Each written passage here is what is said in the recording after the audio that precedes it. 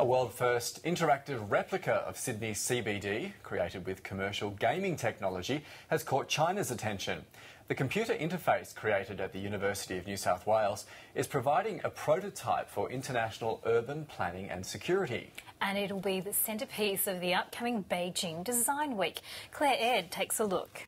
The world's cities are having to cope with more and more people as a result of the rapidly expanding population and a shift from agricultural to urban areas. Patterns of use and mobility and security have also changed across the world dramatically since September 11. Now here at the University of New South Wales, a quiet urban planning revolution is taking place. Academics are linking the real world with the virtual world via gaming technology. The result is a computer interface where they can model emergencies and disasters and see how cities will respond. Crysis in Parasite Paradise is the name of this interactive replica of Sydney's CBD. The interface is built on more than a decade of research by Professor Richard Goodwin into measuring security problems in the city's public and private spaces. I teamed up with my porosity studio with Russell Lowe, who's an expert in modelling architecture inside the gaming engine Crysis. And what this gives us is a unique model. It's unique because we can play inside the architecture of the city, inside the subways, inside the railway stations, in real time. The Queen Victoria Building, Town Hall and the city's underground are all accurate 3D models.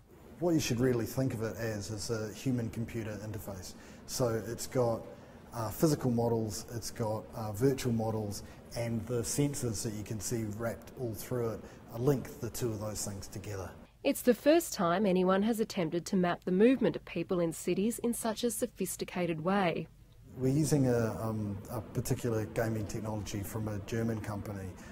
It's really popular, it's one of the biggest selling first-person shooter games.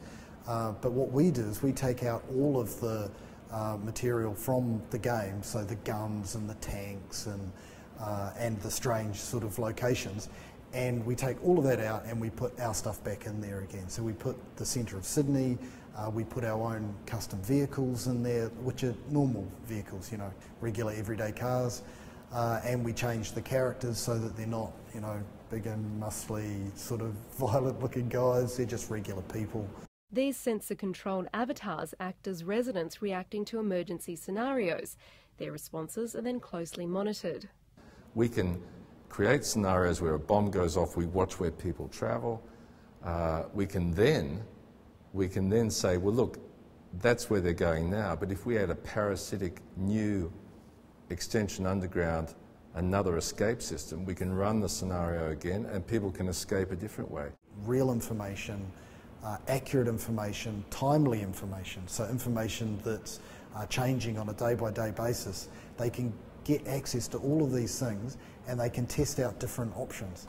And so rather than think, oh, we could shut George Street and hopefully pedestrians will come back, what we can do is that we can track pedestrians, put them into the model and change the environment virtually and see what really happens.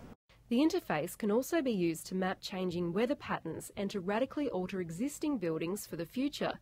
Professor Goodwin calls these extensions parasites. This is the Town Hall house in Sydney, and on top of the building that used to house the school, we have an urban agricultural farm. So we think that in future landscape is going to be more beneficial if it actually brings market gardens back into the city. So parasitic farm, parasitic public space for people on tops of buildings, linkages between buildings that don't already exist.